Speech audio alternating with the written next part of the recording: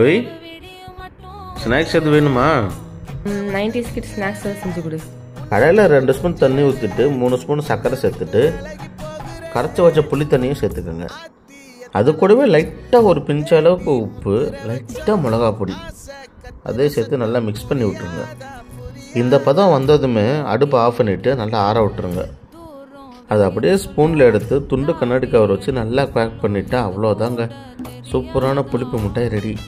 90 கிட்ஸுக்கு பார்த்தோன்னா தெரிஞ்சுக்கும். ஸ்கூல் இன்டர்வல் டைம்லாம் ஆயாங்கெல்லாம் ஒரு தட்டில் போட்டு ஒத்துட்ருப்பாங்க. அப்போல்லாம் வாங்கி சாப்பிட்ட அனுபவம்லாம் சும்மா வேறு லெவலாக இருக்கும்.